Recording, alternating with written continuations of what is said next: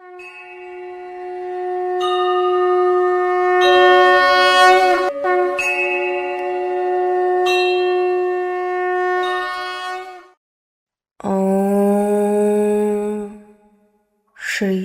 परमात्मने नमः। श्रीमद् भगवद गीता अथ द्वितीयो अध्यायः।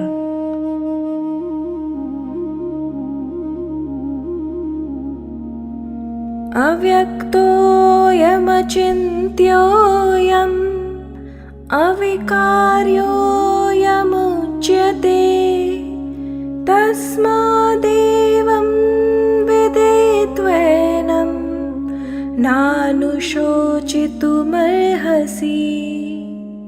यह आत्मा अव्यक्त, अचिंत्य और अविकारी कही जाती है, इसलिए इस देही को ऐसा जानकर तुम्हें शोक करना उचित नहीं है। मन बुद्धि से भी आगे क्या है? भगवान यहाँ 3 और विशेषण देते हैं। अव्यक्त यानी जो स्थूल दृष्टि से नहीं दिखता, अचिंत्य यानी जो मन और बुद्धि का भी विषय नहीं है, और अविकार्य यानी जिसमें कोई विकार नहीं होता। यह क्रम बहुत सोच समझकर बनाया गया है। पहले इंद्रियों से परे यानी अव्यक्त, फिर मन बुद्धि से भी परे यानी अचिंत्य, और अंत में हर तरह के परिवर्तन से परे यानी अविकार्य। यह दिखाता है कि आत्मा को समझने का प्रयास जितना गहरा होता जाए, उतना ही यह हर उस माध्यम से परे निकलता जाता है जिससे हम सामान्यतः चीजों को जानते हैं। अंततः इसे केवल अनुभव से ही जाना जा सकता है, तर्क या इंद्रियों से नहीं। जानने के बाद भी शोक क्यों नहीं?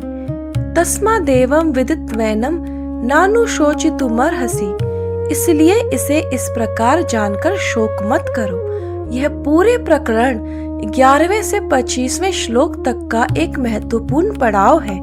भगवान बार बार आत्मा के विभिन्न गुणों का वर्णन करने के बाद यही निष्कर्ष निकालते हैं, इसलिए शोक मत करो। यह पुनरावृत्ति जानबूझकर है ताकि यह बात अर्जुन के मन में गहराई से बैठ जाए। यहाँ एक महत्वपूर्ण बात यह भी है कि यह ज्ञान केवल सुनने भर से पूरी तरह आत्मसात नहीं होता। इसे बार बार चिंतन और अभ्यास द्वारा गहरा करना पड़ता है, तभी यह शोक और भय को वास्तव में दूर कर पाता है। एक ही बात बार बार क्यों दोहराई गई? जिम जाने वाला हर व्यक्ति जानता है कि एक दिन कसरत करने से मांसपेशियां मजबूत नहीं होती। इसके लिए निरंतर बार बार अभ्यास चाहिए। ठीक इसी तरह आत्मिक समझ भी एक बार सुनने से गहरी नहीं होती। यही कारण है कि कई परंपराओं में रोज प्रार्थना, पाठ या मनन करने की सलाह दी जाती है। यह एक ही सत्य को बार बार दोहराने का अभ्यास है ताकि वह जीवन में गहराई से उतर सके। अगर आप किसी सीख को अपने जीवन में वास्तव में उतारना चाहते हैं, तो उसे केवल एक बार पढ़ने या सुनने से संतुष्ट मत होइए। उसे नियमित रूप से दोहराइए। अलग अलग परिस्थितियों में भी उस पर विचार कीजिए ताकि वह आपके व्यवहार का हिस्सा बने। यही कारण है कि पारंपरिक भारतीय शिक्षा पद्धति में गुरु के पास बार बार जाकर एक ही शास्त्र को दोहराने की परंपरा रही है।